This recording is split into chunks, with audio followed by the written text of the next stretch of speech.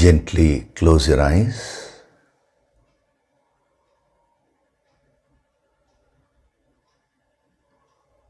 Do deep breathing.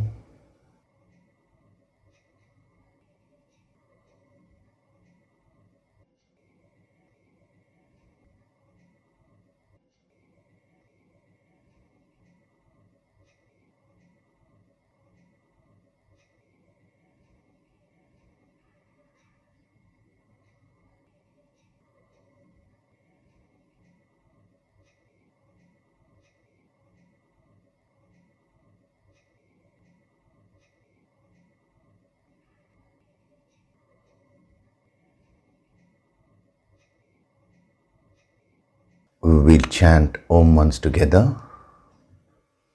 Synchronize the chanting of Om with your exhalation.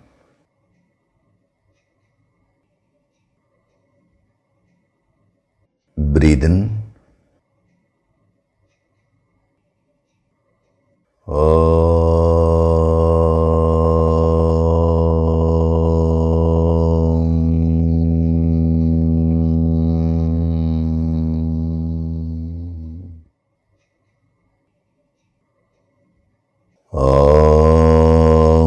Sahana vavatu, sahanau bhunaktu, sahaviryam karavavahai, tejasvinavaditamastu ma vidvishavahai.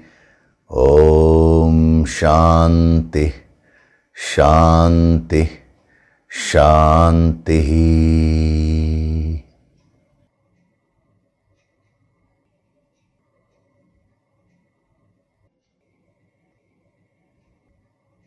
Gently open your eyes.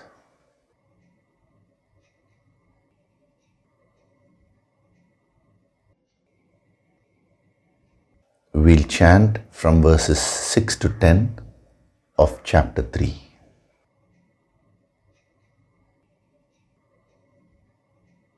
Karmendriyani sanyamya, Karmendriyani sanyamya, ya aste manasa smaran, ya aste manasa smaran, indriyartan vimudhatma, indriyartan vimudhatma, mithyachara sa uchyate, mithyachara sa uchyate, yastvindriyani manasa, yastvindriyani manasa, niyamyarabhaterjuna, niyamyarabhaterjuna, karmendriyai karmayogam,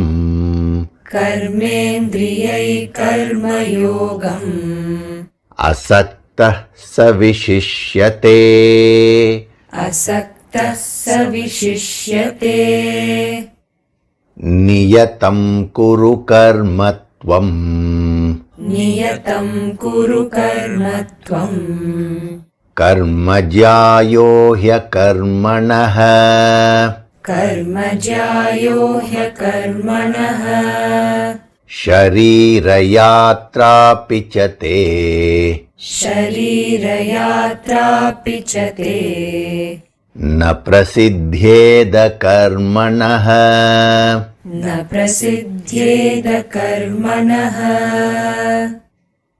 yajñarthat karmanonyatra, यज्ञार्थात् कर्मणोऽन्यत्र lokoyam karma bandhanaha, लोकोऽयं कर्मबन्धनः tadartham karma kaunteya, तदर्थं कर्म कौन्तेय mukta sangha samachara, मुक्तसङ्गः समाचर saha yajñā praja srishtva, सह यज्ञा प्रजा सृष्ट्वा purovacha प्रजापतिः पुरोवाच प्रजापतिः अनेन प्रसविष्यद्वम्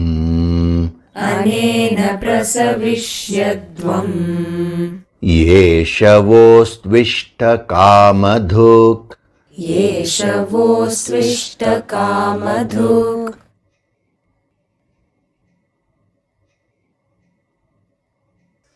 Hari Om, and a very good day to all of you. So in the last session, we started getting a little bit into this verse number 9, wherein he says, Lokaha I am Lokaha, means this world is bound by action, karma bandhanaha, other than actions done for the sake of sacrifice.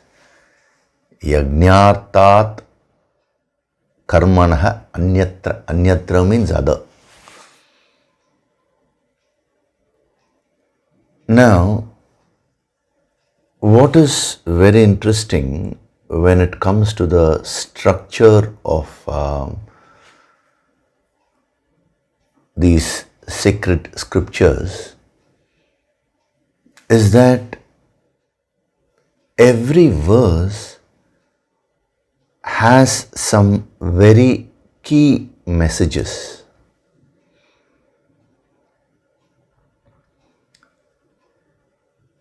Now, in the yogic approach, that's what we try to dig out by getting into the depth.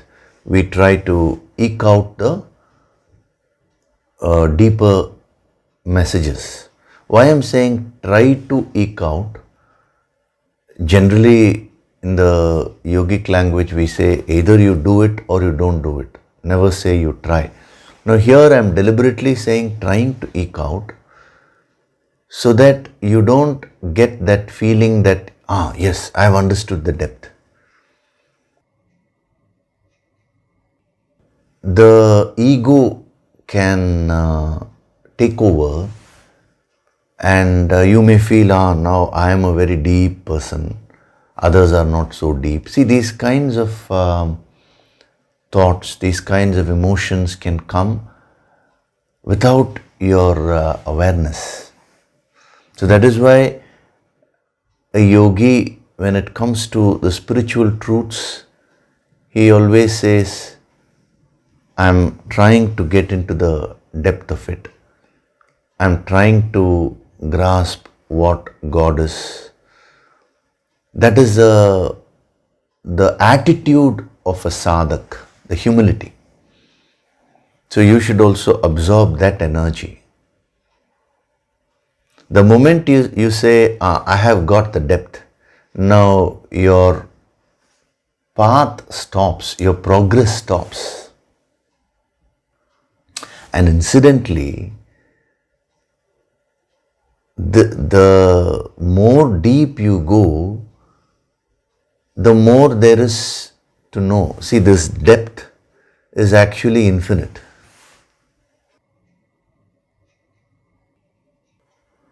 So if you go to a true sadhak, a yogi, let us say he is at an advanced level, and you go to him and you say, oh, you have reached such great heights and all that, he will say, no, I'm just a beginner.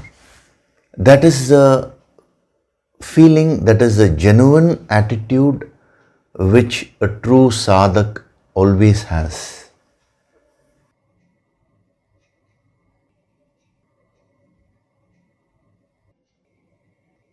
This is not lack of confidence. This is factually true. In any field, it's not only in terms of spirituality. You take experts in any field, they will always feel that they know very little. That is why Einstein, when he was in his deathbed, and when some of his students went to him and asked him, "Oh, now that if you go away, what will happen to science? What will happen to physics?"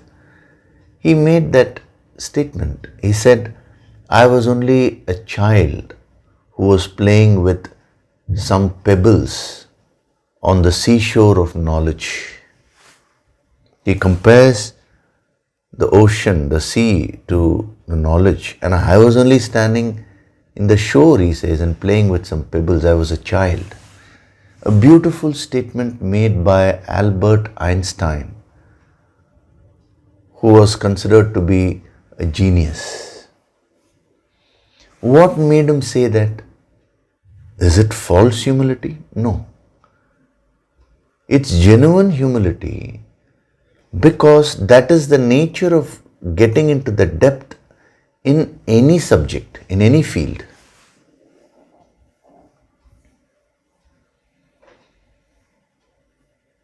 We are applying the same principle with respect to spiritual growth. But if you were to actually look at life, it is not the nature of the field which gives humility. It is the approach of the person which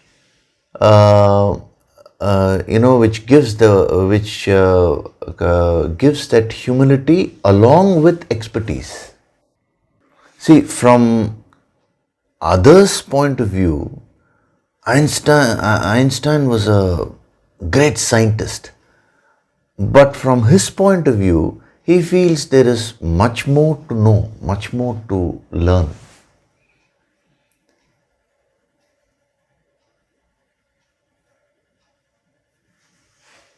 In any field, even if you take a field like cricket, I was reading an interview by a cricketer who happened to be in the nets during the net practice of the last match of Sachin Tendulkar. So in the morning he was doing some practice, and what was interesting was, for a particular ball he played a stroke, and then I believe he asked some junior batsman there, "Am I playing this shot correctly?" Now Sachin Tendulkar, he is informally called a god of cricket, god of batting. He is a person who has scored 100 centuries. Tremendous expertise in that field. But he feels there is something to improve when on the last day of his international cricket career, he asked this question. That is what is interesting. See, anybody who has gone into the depth of a field will automatically get into this mode, because the fact is, the more you know, the more deep you go into anything, you will understand that there is so much more to know. So that is why I was saying we are trying to get into the depth, so that you build that bhavana. And it is suggested by the great yogis that you maintain that bhavana till the end. At no point of time should you feel that, I have now become an expert in this, because there is nothing like that. The potential is infinite, and when something is infinite, it has no end. So this is a very important principle which will help you all to go into the depth of these verses. And not only these verses, develop that depth in your life itself. This approach will help you so much.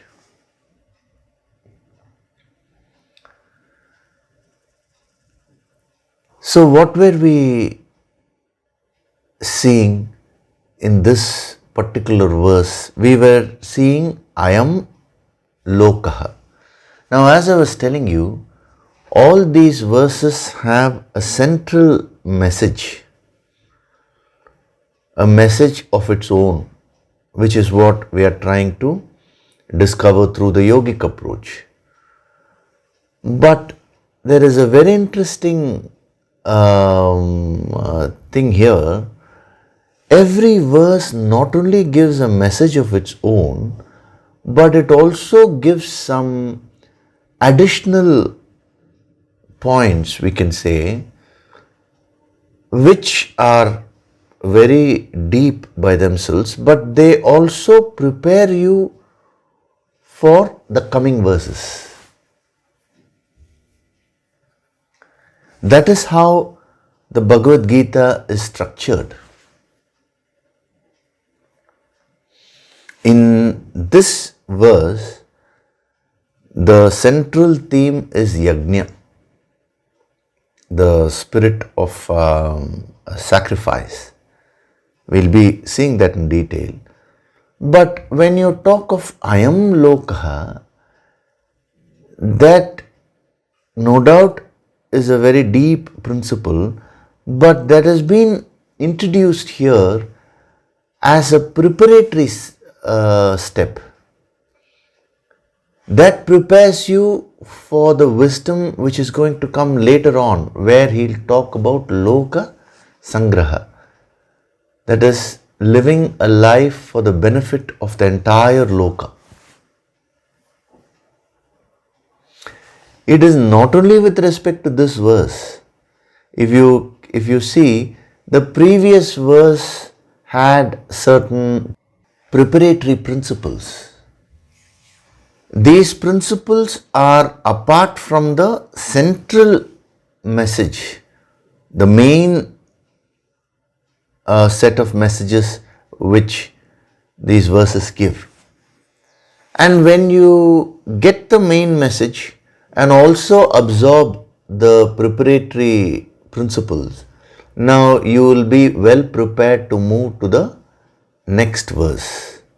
And when you read the next verse, again you will find the main set of messages and then certain principles which are preparatory in nature. And when you absorb them also, you will become well prepared to move further on to the subsequent verse. So one thing is to study these verses separately. The other thing is the very structure of all these verses. You see, they have been constructed like a staircase. One verse prepares you for the next. That verse prepares you for the next step. So it keeps on going. And what is even more interesting or amazing is that, see, in a staircase, you can walk up, you can also walk down, isn't it? So when you move up, the first verse, the first step will lead you to the second step. The second step will lead you to the third step. You will progress like that. Now when you want to walk down the staircase, the last step will lead you on to the step before that, and that step will lead you on to the step before that. So this way also it works so beautifully. When you understand verse number 9 in depth, and then when you go back to verse number 8, you will find that your understanding of verse number 8 would have deepened.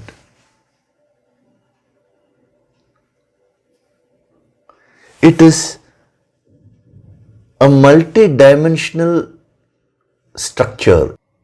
It is a preparation from all sides, all directions. With respect to the yogic approach, what is even more interesting is, when you get into the depth of one verse, it prepares you for the subsequent verse. It deepens your understanding of the previous verses.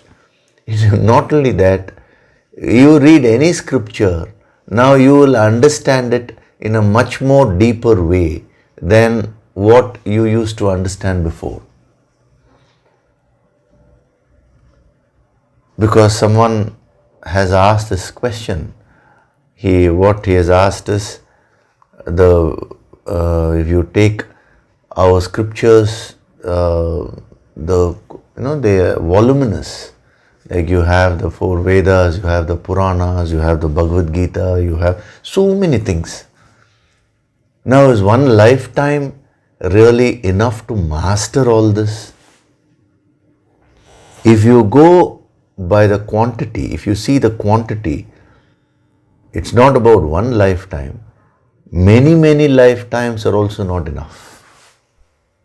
It's impossible to master all this, quantity-wise. But if you use the yogic approach and go into the depth, then it is possible to master. Because if you understand the deep messages which are embedded in one verse, now that prepares you to, that equips you to understand all the things which are lying in every direction. That is what is very interesting. So don't think that when we are getting into the depth of one verse, we are merely understanding that verse alone. Even though I say, now we are doing verse number 9, now after that I'll say verse number 10. That is only to have a continuity here. But otherwise, when you are actually getting into the depth of one verse, you are understanding the entire Bhagavad Gita, backwards and forwards. And not only the Bhagavad Gita, you are actually deepening your understanding of all the scriptures, of the entire ancient wisdom. And it doesn't stop with that. You are not only deepening the understanding of the entire ancient wisdom, but you are deepening your understanding about your life itself. When you study this intellectually, you don't deepen the understanding or the wisdom about life. Whereas in the yogic approach, you actually become highly philosophical, highly spiritual, practically in life.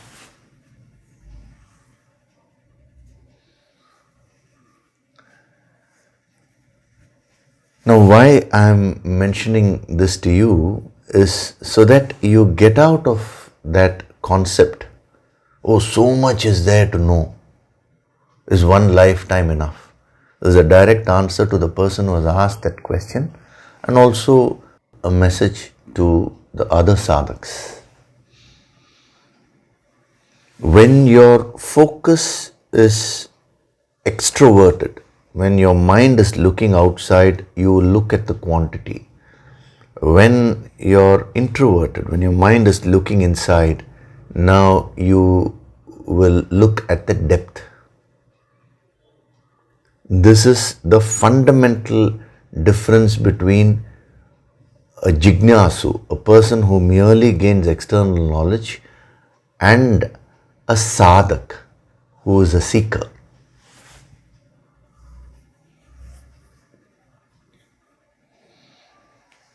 Is that very clear? Because if you attend these sessions with that complex, that when am I going to cover and when am I going to gain knowledge, you will not be able to focus on what is being given here. It becomes a block. So get out of this block. Get into the depth of whatever is being given with a free mind.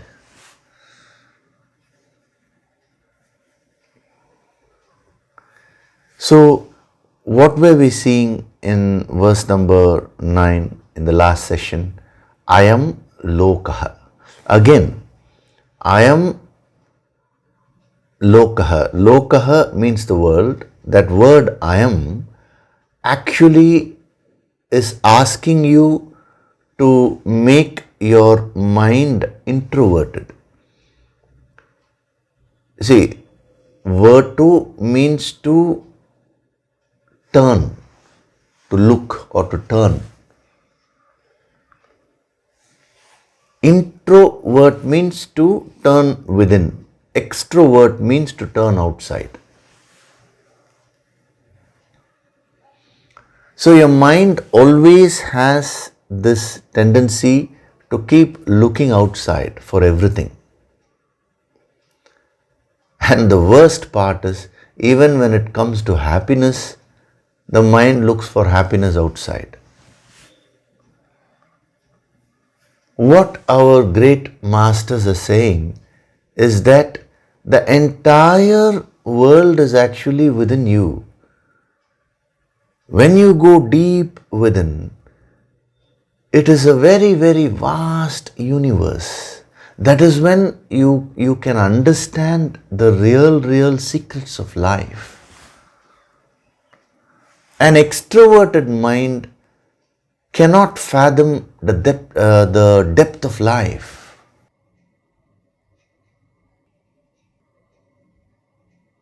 See, I'm using the word introvert here in a neutral way because some people use the word introvert to mean shy. That is not the meaning with which this word is being used here. Here I'm just going to the basic meaning of the word. Introvert means to turn within, extrovert means to turn outside. If you go by the dictionary definition, there are other meanings also for these words. Like introvert means shy, extrovert means being very open outside. I'm not talking of those meanings. Just where is the focus of your mind? Where is your mind turned? In which direction has it turned? Is it inward or is it outward? That is the question. So, I am lokaha. If you want to really practice that sadhana, if you want to master that principle, you will have to understand the fundamental weakness of the mind. It does not want to look within. It constantly wants to look outside. You know, there is a very interesting proverb in Tamil. They say, "Ikkaraikku akkarai pachai." The same proverb has been translated to in English also. The grass is always greener on the other side. Now, what is the meaning of that proverb? When you're standing here, whatever is there looks attractive. But what is very interesting is if you go and stand there, now that becomes your here. So from that place, this will look attractive. So whatever you are right now, wherever you are right now, will not look so great to your mind. Whatever is there outside you, whatever is there far from you, will look so great. This is an illusion created by the mind. Most of the people fall for this weakness. You're never happy and content with whatever you have. You always think that the grass is greener on the other side. So if you really want to grow spiritually, what he's saying is, first look at the world which is nearest to you. I am lokaha. This, world, not that.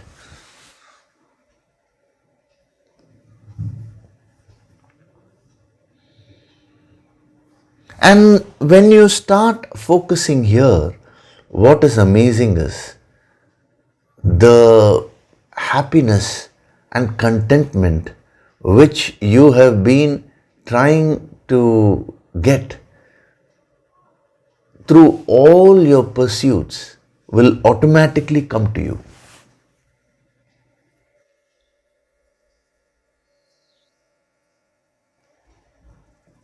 When your mind is extroverted, which means looking outside, you may achieve so many things.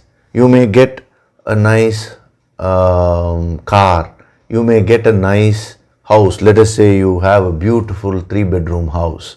Simply, I'm just giving an example. But your mind will not be happy with that. It will want something more. See, there is nothing wrong in fixing higher goals and achieving that. But it shouldn't be out of a dissatisfaction which you feel with respect to the present state.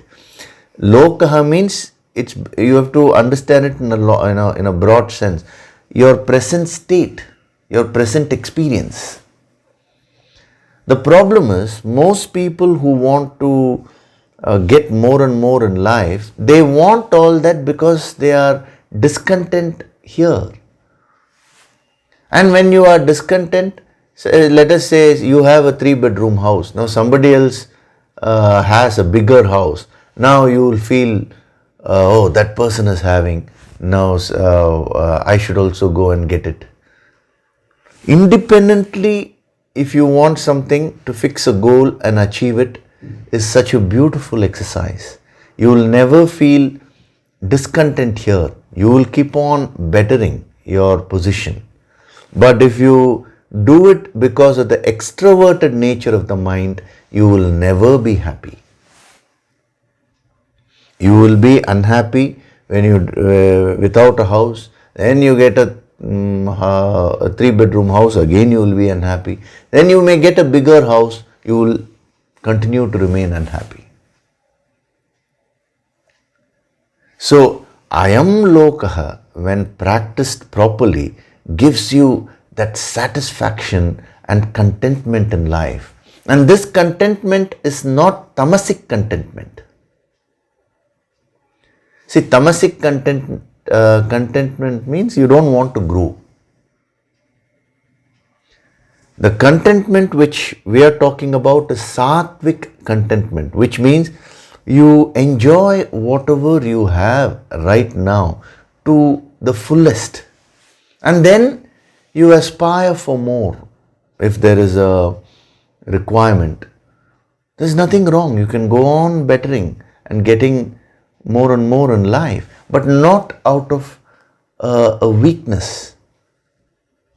Because if you're not careful, that will become a craving. And you will burn with jealousy whenever you see anybody who is having a better object than whatever you're having. In this example, house, now the jealousy will come. And you may cover up the jealousy by saying, oh, I feel so happy seeing that person having this much wealth and all that.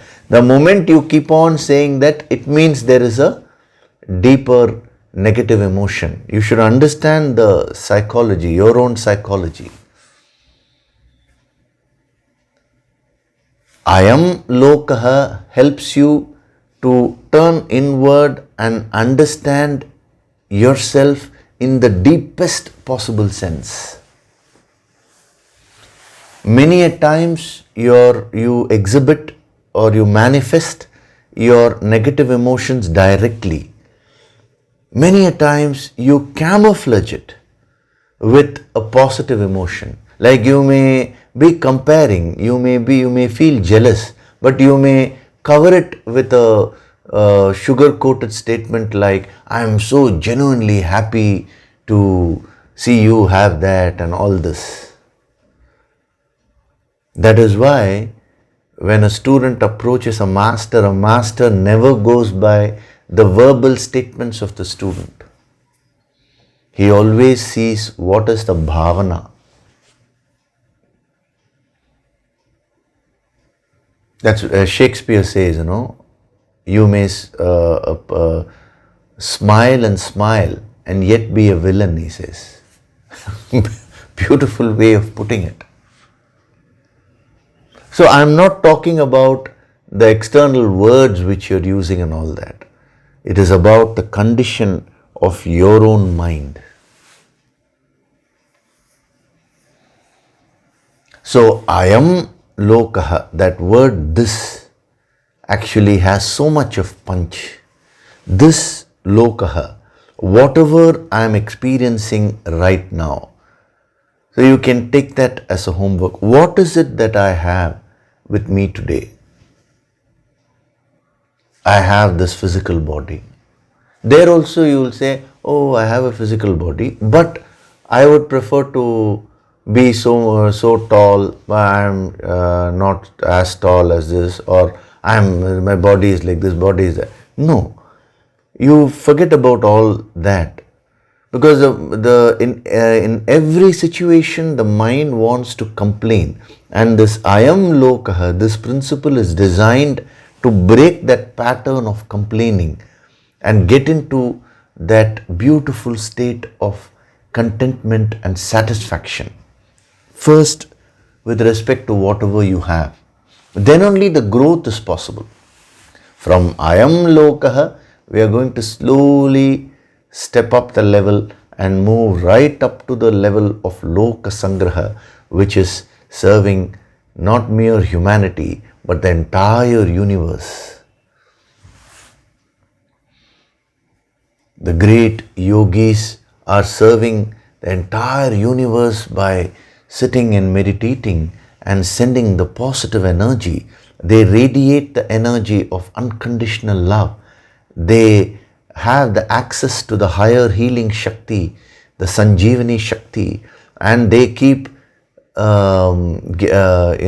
giving that to the entire universe. That is the greatest seva which they do. But in order to reach that level, you need to first start from I am lokaha, this world which I am experiencing right now. Now, last week I did mention two applications of I am lokaha. That is, seva starts from first purifying yourself, because if your motives are not okay, then any external action of seva you do is not real seva. See, if you are jealous about another person having a better house than you, then how can you think about the welfare of the other person? It is impossible. If you're having negative emotions like anger towards someone, how can you do seva to that person? So first it starts from purifying yourself, and then your immediate environment, your immediate family, those people with whom you are interacting on a daily basis. Are you able to think good for them? Are you able to generate positive emotions towards them? You need to practice that. As you are practicing that, your consciousness will start growing in all the dimensions. So your circle of identification will start expanding. You will start identifying with a society. You will start identifying with a country. You will start identifying with the whole world, the entire universe. That is how you automatically expand and grow in spirituality. So when we talk about self-purification and doing seva with respect to people around you, with people whom you're interacting with on a daily basis, some of the blocks which you will face when you're trying to practice this sadhana of I am lokaha, That also I'll mention for what it's worth. I'm not going to mention everything, but I'll just give you one or two blogs which will help you to practice this better. The first thought which will come to your mind is, isn't this selfishness? I'm thinking about my benefit, purifying myself, whereas isn't that selfish? I should think about others' benefit. Now, it is not selfishness. Selfishness means wanting something in life at the cost of another person, by harming another person. If you want something in life, that is not selfishness. In the Shastras, they say, you have all the right to want something. That is called Ichha Shakti. And you can fulfill your desire in a dharmic way, without comparing yourself with anybody else. In a righteous way, you can fulfill your desires. That is not selfishness.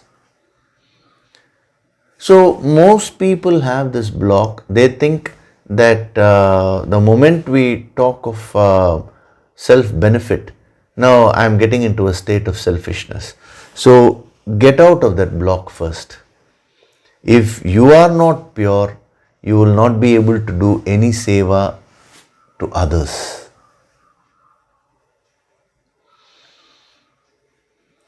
When your motives are impure, how can you work for the welfare of others? Because the same impurity which you are carrying within will start manifesting in all your actions there.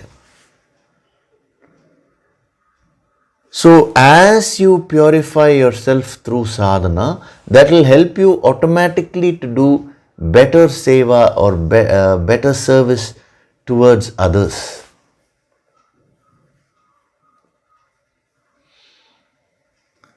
So, this is the first block, thinking it is selfishness. It is not selfishness. Starting from Ayam Lokaha to Loka Sangraha, they are different grades of selflessness only. This is the foundation, and based on this we are going to build our personality to so that it expands and reaches right up to the infinite level. Without the foundation, the building will collapse. It happened a few years back when there were some heavy cyclone and floods in Chennai. I'm not talking about what happened last year, a few years back. So there was one sadhak who was attending the Sunday sessions. He engaged himself in a lot of service work. Many people did, but since he mentioned to me, I'm sharing this with you all. So he used to take the relief material, food and many other things every day, and go to remote areas where people were stranded. They had no electricity, they had no food, and he used to go there and offer them that. Now, what happened was that he did this for a few days, and then he became very depressed. One day, early morning, he got up, his head started aching, and he asked me, "Sir, last few days I was doing this seva, and today, there was a group, they had formed a group and they were going to different places. So today we had planned to go to one particular village," he said, "and give them. But my head is aching and I'm feeling so sick. And I'm also feeling so depressed mentally." So I told him, "See, when you do seva, it should give you more energy. Why is it that you're feeling depressed mentally? The physical part we'll come to later, but why are you feeling so depressed?" Because he said, "For the last few days I've only been seeing the suffering of people. external suffering. And when I kept on seeing that, now I've gotten into a state of depression. I asked him, are you doing your daily Yoga Sankirtan sadhana? He said, I just thought during this time, let me first focus on that. So I had given a break to that. I said, that is a mistake which you made. When the Yoga Sankirtan sadhana is suggested to you, it is not for selfish purposes. It is to increase your capacity to do seva. And that if you hadn't given a break to your sadhana, if you had continued with that, when you see the sufferings of others, that will not pull you down. It will give you so much of strength to help them further only. So I told him, give a break for one day and do the Yoga Sankirtan sadhana today. Of course, some healing was also given to him for the headaches and other physical ailments which he was having because of the mental depression only. Within one day, the whole thing got cleared, and from the next day onwards, he was very fresh. So, self-purification actually gives you that strength to be able to do your duties, to be able to serve your immediate family and entire universe. This is number one. Number two, the second block which you will have when you try to practice this, the moment we say look within, now many people misunderstand that as being self-centered. Self-awareness is different and being self-centered is different. Self-awareness means objectively looking at yourself and purifying yourself. Self-centeredness means your whole world is centered only around you. You want everybody else to cater to your whims and fancies. It is a further development of selfishness. Selfishness means wanting to fulfill your desires at the cost of others. Self-centeredness means you want everybody to cater to your whims and fancies. In any activity you do, that I comes first. That is called self-centeredness.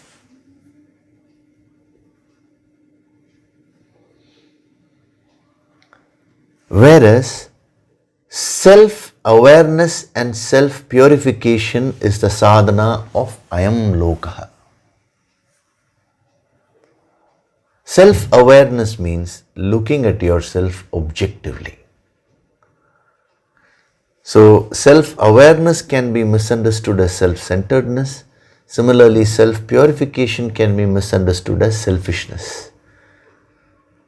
When you are practicing this, these are two main blocks which can come and obstruct you from progressing in the path. So, keep your understanding very clear. Have the clarity about the great sacred sadhana of Ayam Lokaha.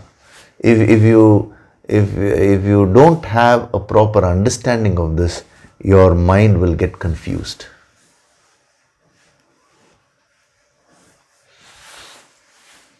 So, Ayam Lokaha, this world, the moment you say that, you should feel that energy, all your faculties, your entire consciousness now comes to the present. Which, today the consciousness, all your faculties are turned outside. Now you bring it to the present.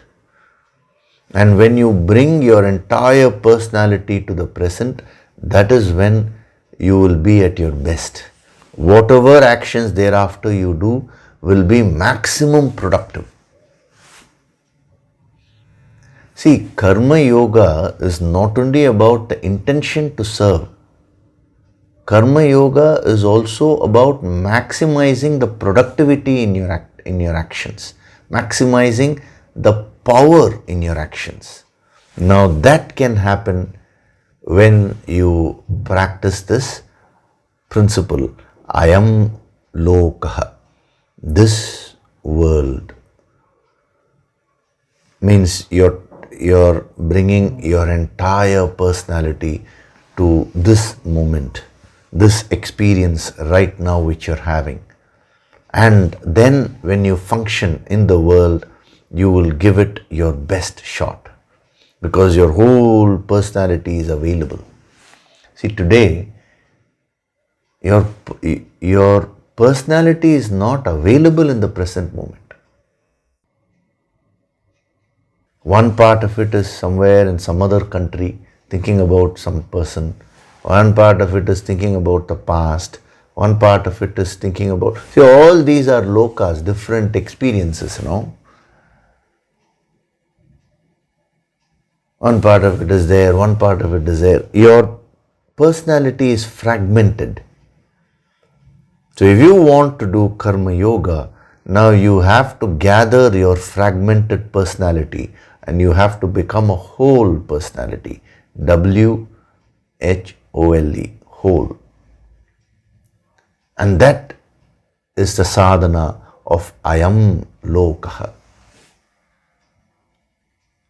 Converting your fragmented personality, pulling your fragmented personality and making it a whole personality, making it complete, Purnam. I am only getting into a little more depth and giving you a glimpse of the depth behind an apparently ordinary phrase like I am Lokha. You have to feel the energy, and when you feel that energy, now you can immediately feel the changes happening within you. And you don't feel the energy, this world is bound by, you may talk eloquently, but it means really nothing. So self-awareness helps you in seeing how your personality is fragmented, and it helps you to pull back your personality. And this process of pulling back your personality will help you further in self-purification. Only when your personality is fully available here, you have a chance, you have an opportunity to clean it, to make it more pure, to make your thoughts pure, to make your emotions pure, your intentions pure. If your thoughts are running everywhere, now where are you going to make them pure?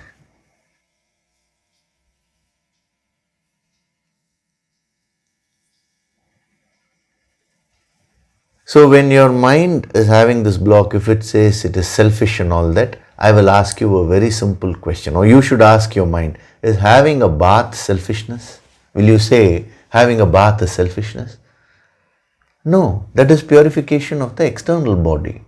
There you are able to see it. But the moment it comes to the internal personality, the ego takes over and the mind gets into an illusion. Somehow or other, the ego wants to pull you out of the chosen path.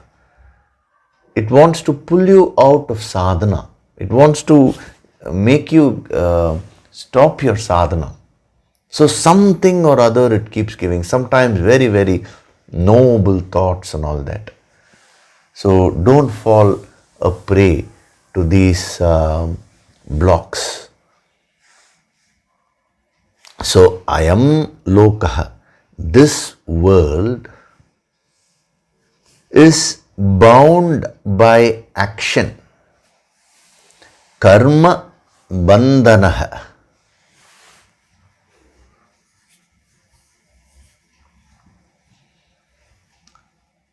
Karma means action.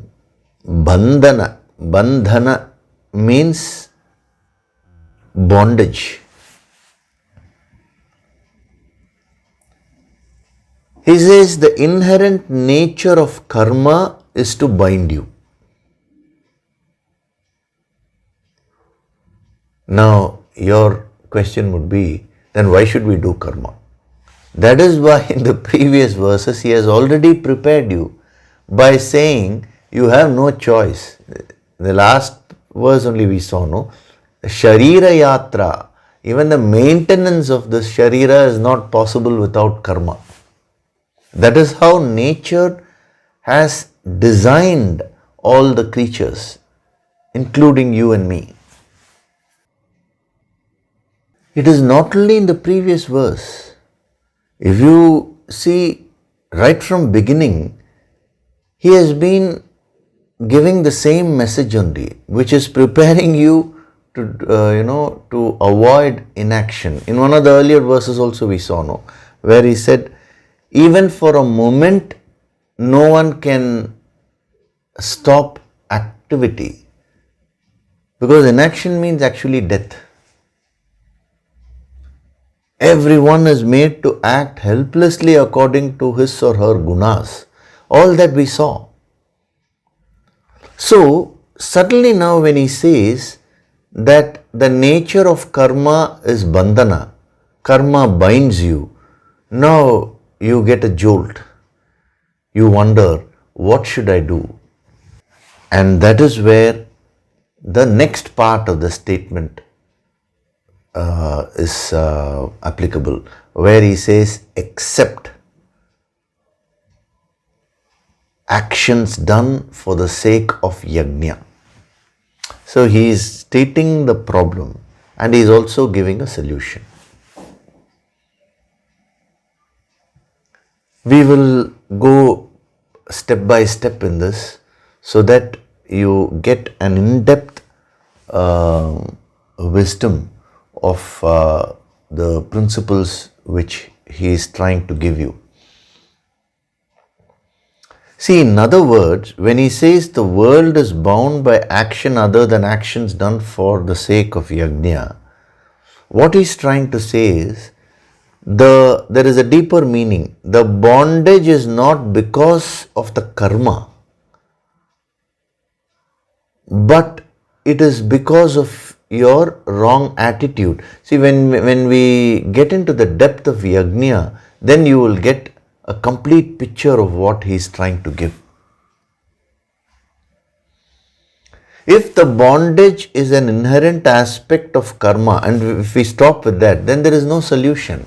Because earlier we have seen, you cannot avoid action. Anyway, you have to act. Which means you will always be bound. No, that is not the case. There is a solution for this.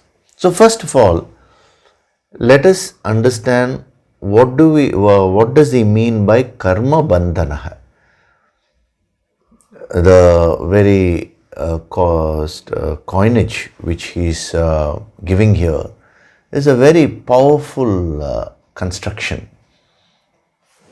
Karma bandhana is commonly used in the scriptures to actually explain to you the state of bondage, so that you get that mumukshatva, the spiritual desire to attain freedom.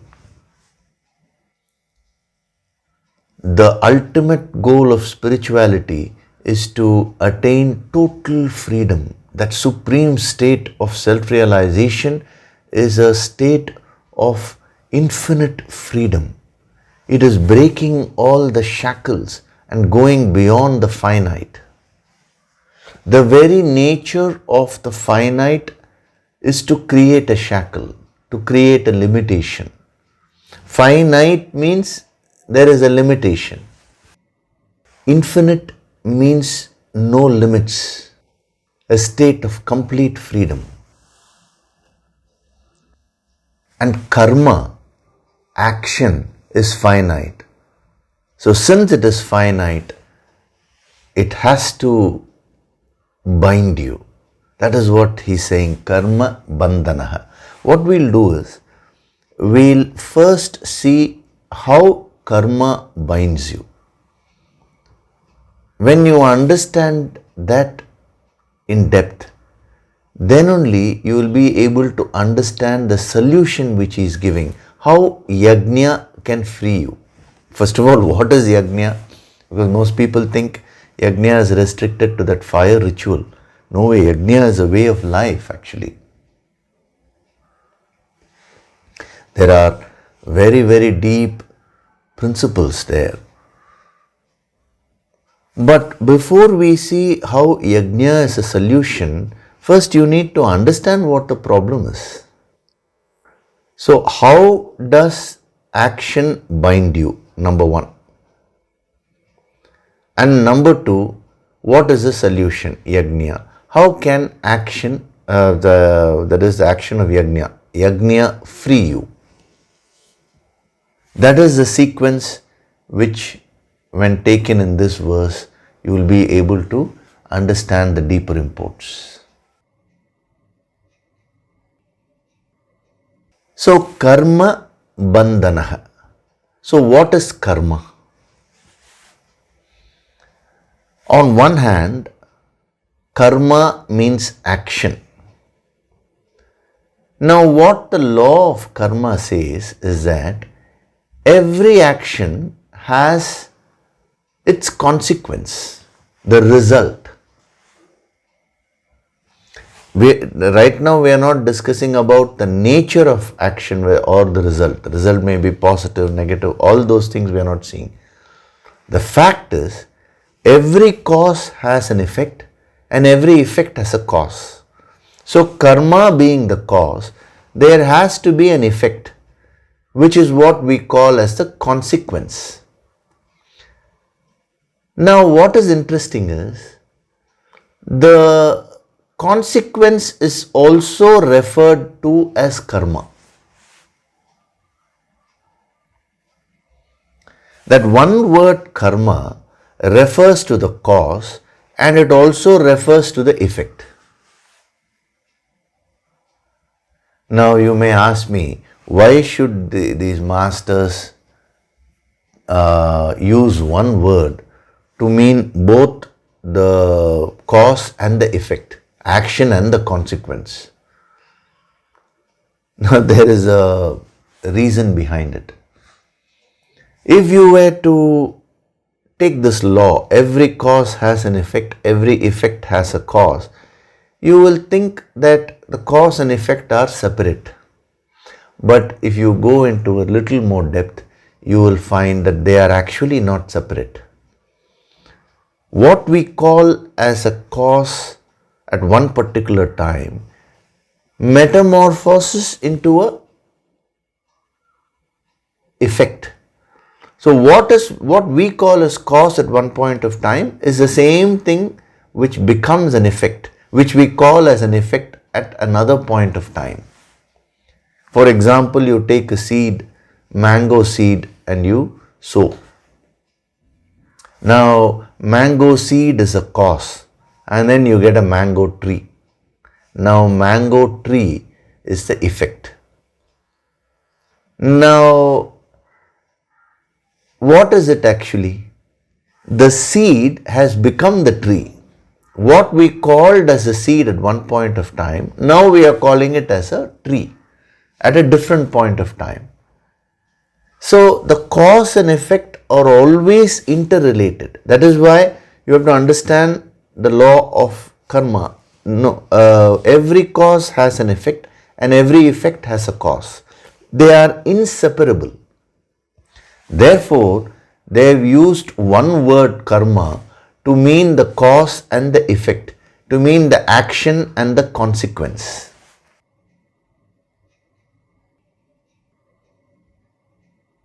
So what is the karma bandhana which he is talking about? Every action will have a result or consequence. So once you have acted, now you are bound by the consequences of your own action. You cannot escape that. Before you act, you are not bound by that consequence.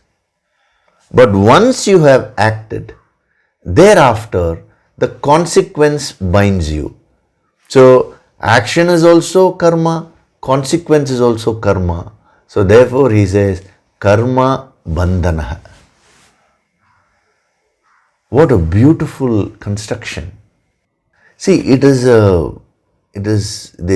yogis were all geniuses, Just by giving that one word karma, they are covering the entire range, the cause and the effect. That is the amazing power of this word karma. When we go into more depth, we will see some more of this karma bandhana, how karma causes bondage. But first, I'm just taking you in slowly. You need to understand this law that every cause has an effect and every effect has a cause. Now, what is interesting is, everyone wants very good effects in life. You want good results, no? Effect means what? Result. Consequence means result. Every action has a result. So if I were to ask you, what is it that you want? You will say, I want this, I want. No, all those are effects, results. When you say, I want success, what is success? Success is an effect. It is a result. It is not a cause. So what causes that effect? It is the karma, action. So as we go along, I am explaining different facets of karma bandhana, I will also indicate the corresponding solutions. And then when we come to yajna, we will see that in more depth. Otherwise, we'll be spending a lot of time in only bondage. Already the mind is so stressed. And you understand, karma binds you, and all your spirits will go down, So we will see all these concepts parallelly. So you are always interested in good results. But what you need to understand is your result is determined. That part of karma is determined by your own actions, which is the first part of karma.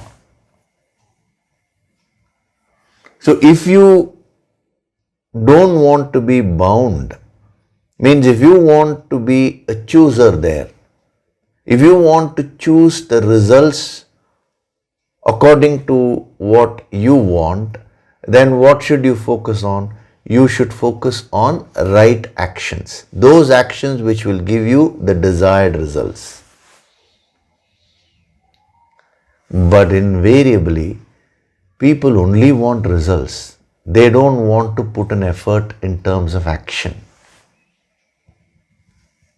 So if you see the opposite of karma bandhana in terms of action and consequence, you will understand what karma yoga is. It's very commonly quoted, no? Just act without worrying about the results. What are they trying to say? When these yogis are saying, don't worry about the result, focus on action, what they are saying is, if you ensure that the action is perfect, if you ensure that your karmas are good, then the result will have to be perfect. If you ensure the seed is of very good quality and if you water it properly, if you do all those things properly, the mango tree which comes out will be of excellent quality. If you don't do all this properly and then you are only dreaming about a wonderful mango tree coming, that will not work. So, karma bandhanaha, your action produces a consequence and you are bound by the consequence. How you can come out of this action consequence cycle, that we will see later. But the first point you can note there is that if you want the consequences or good results in life, now focus on good inputs. That is why I said we start from ayam lokaha. The first input is your own self. How you talk, how you walk, how you behave, how you feel, how you think. All this defines your personality, your bhavana, and this is the very basic input using which you will act. And based on your action, you will get results in life. So if you first take care of your inputs, and if you focus and make your inputs, your actions perfect, then the results are bound to be perfect. Still, the karma bandhana will be there. To come out of the cycle completely, you will have to do a higher sadhana, which we will see when we go to the other portions of the verse. But first, I want you to absorb this part of the wisdom. So today, you have various results in your life. See, whatever you are experiencing today, I am lokaha, is nothing but a product of your past actions, past karmas. Past means not only your past birth, from this moment backwards. Some people think karma means only past birth. This moment backwards, whatever you've been doing, all that put together has determined the results which you're facing in your life.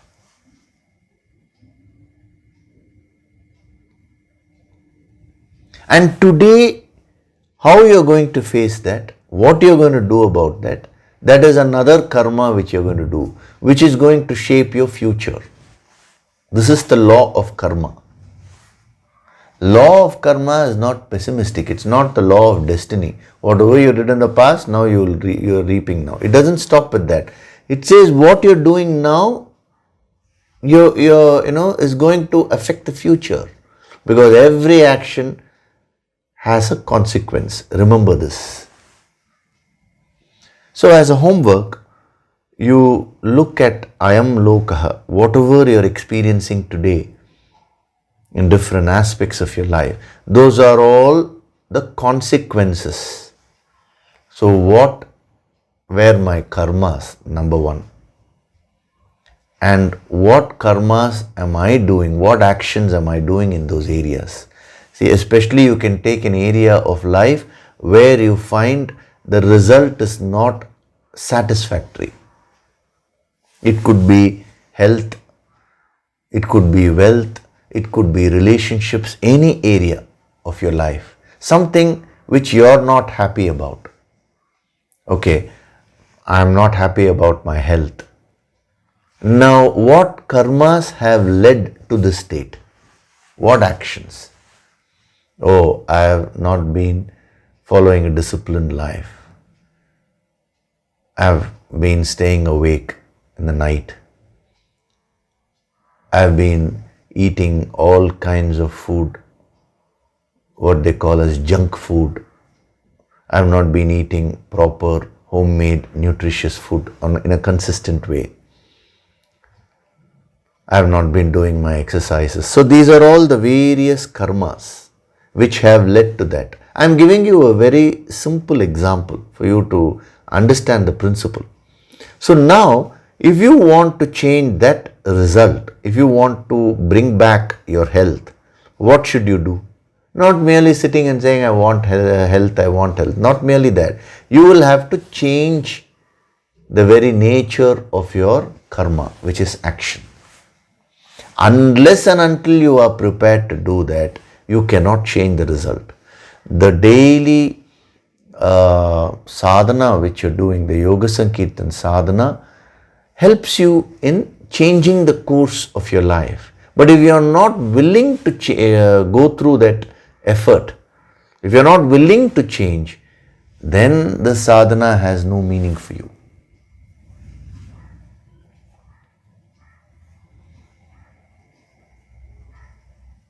So, karma bandhanaha, it actually beautifully depicts the very nature of karma, for which you have to understand the principle of karma in a deep way. The first two aspects of karma have been given to you.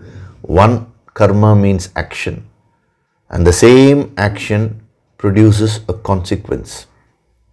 Even to say it produces is wrong, it becomes a consequence. That's what I was saying. The cause becomes the effect. Now, that being the case, if you ensure the cause is perfect, then you are ensuring that the effect is perfect.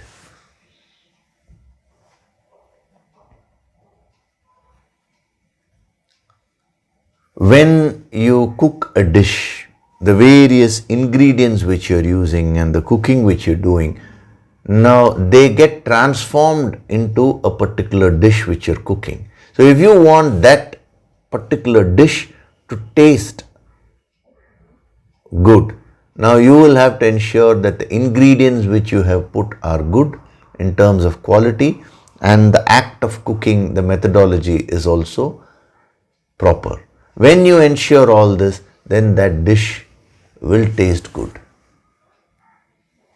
So, when you understand this aspect of karma bandhanaha, now you can also, it also gives you a key to make your life better, because whatever you're facing in life today are all results only, are all consequences.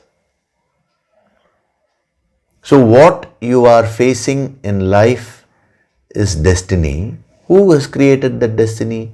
You have created your destiny by your own past actions. So what you are facing today is destiny. Now how you are going to face it is self-effort. That is going to create your future destiny.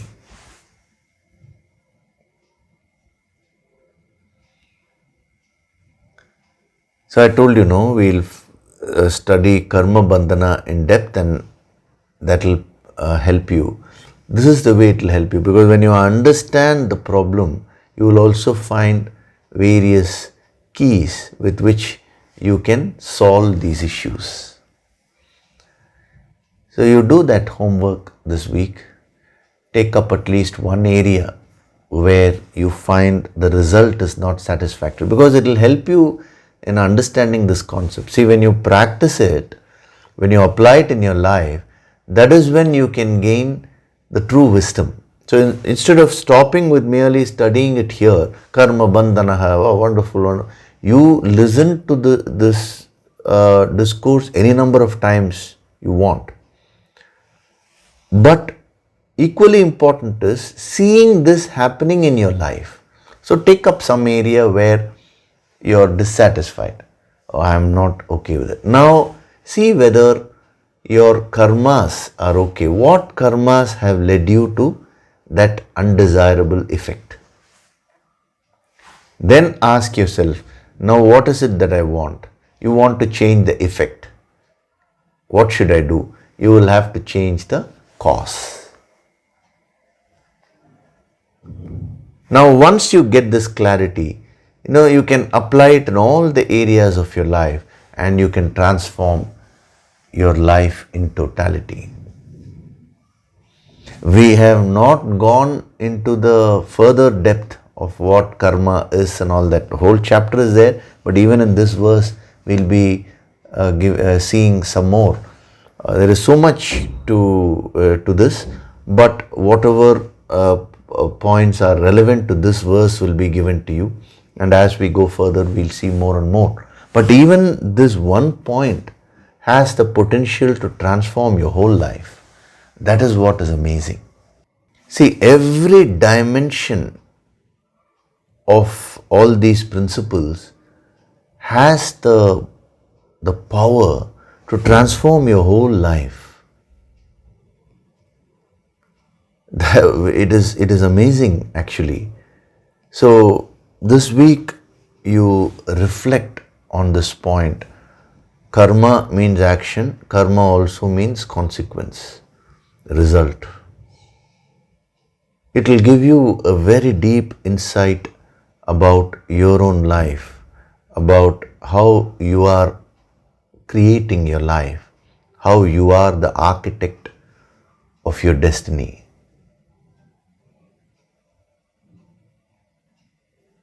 Okay, so we'll stop with that today. We'll do the Nididhyasana meditation now. Gently close your eyes.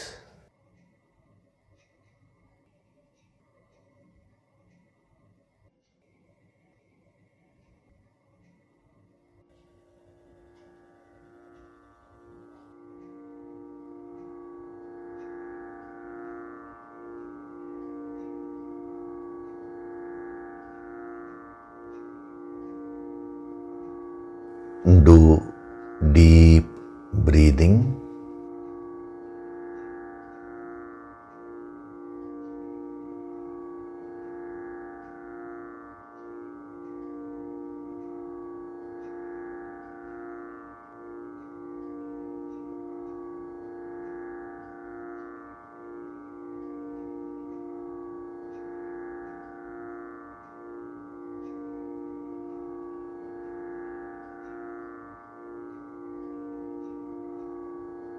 With every breath,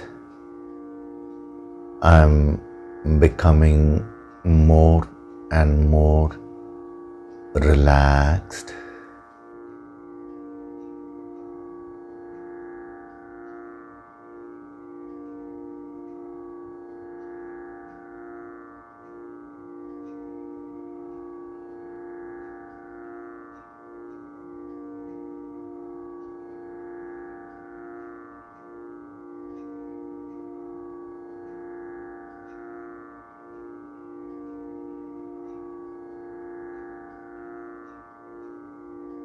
Feel the divine vibrations.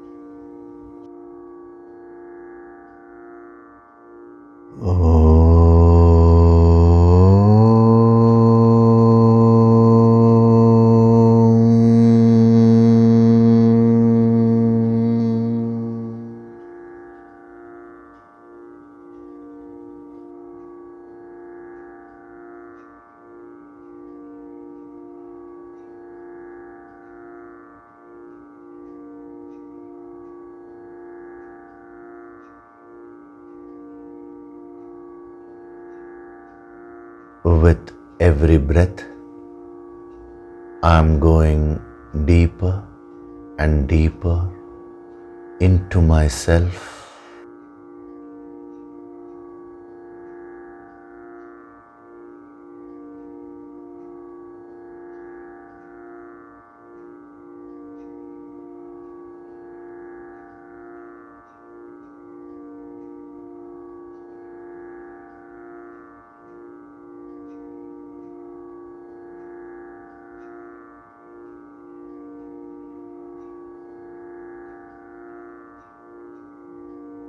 Beyond my physical body, beyond my emotions, beyond my thoughts, lies my essential higher self.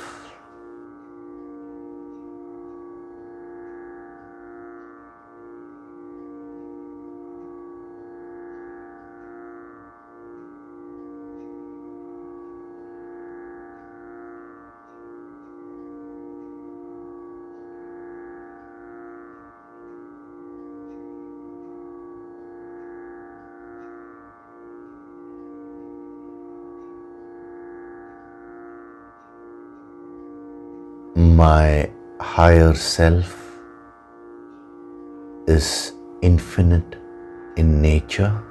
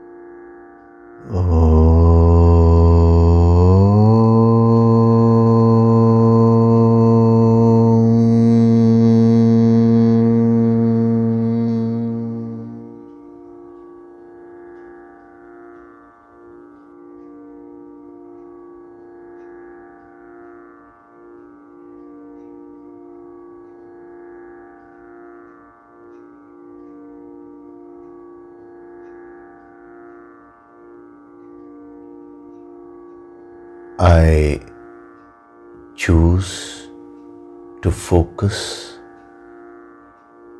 on my present experience,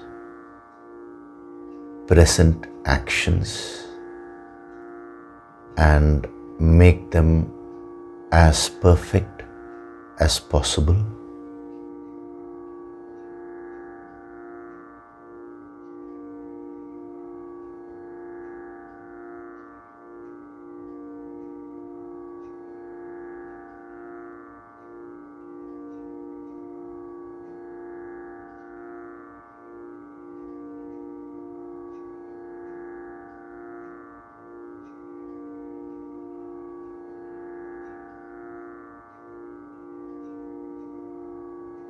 I am Swayam Prakashit, self-illuminating.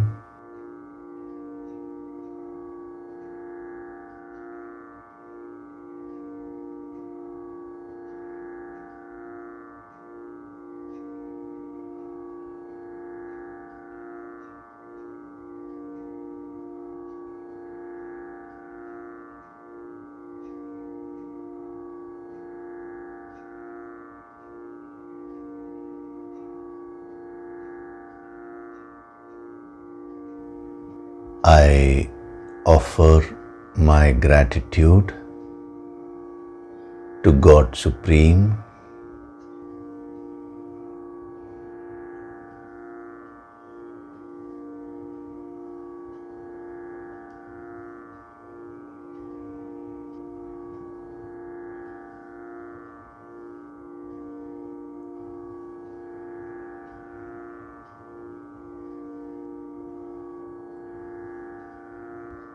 I offer my gratitude to my Guru and all the holy masters.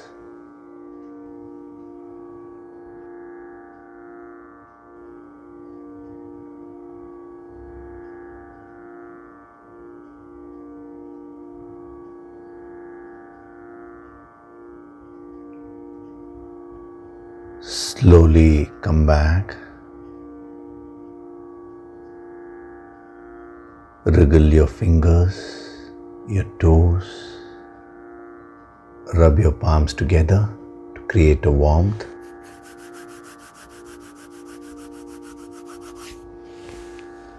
Cup your eyes with your palms.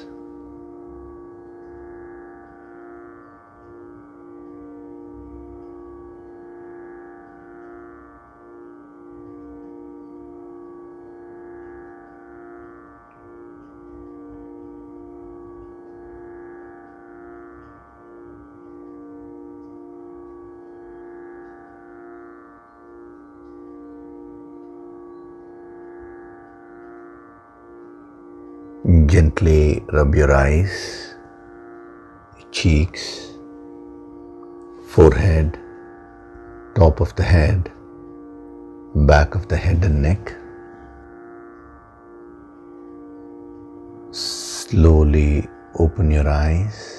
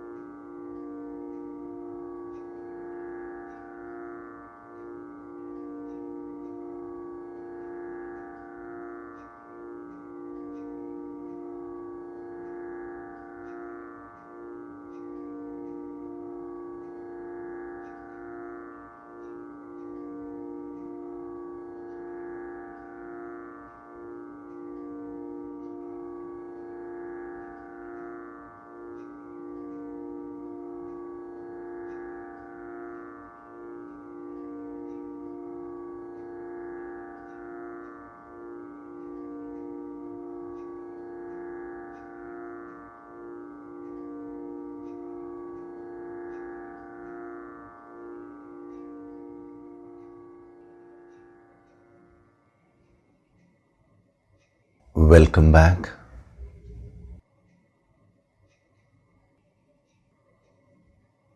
So we had a wonderful session today.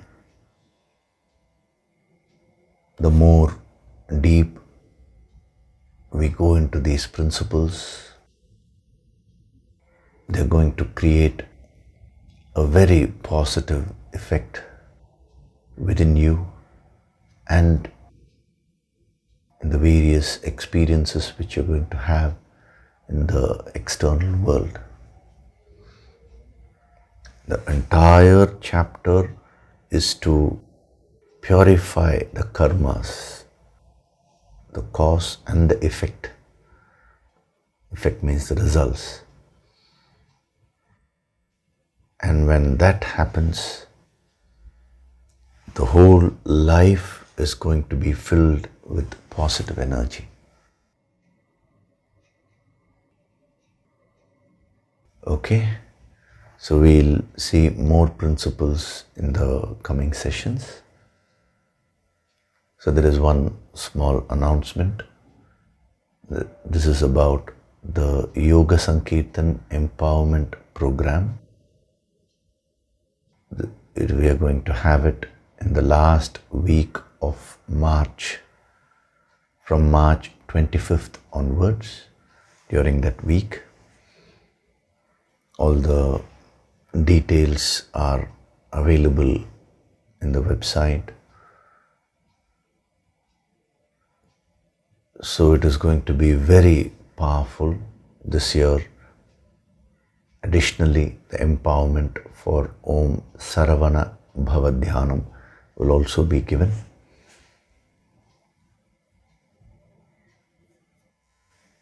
You experienced the healing energy last week during the divine launch. Now that will be magnified to a great extent, and the actual empowerment will be given during this course.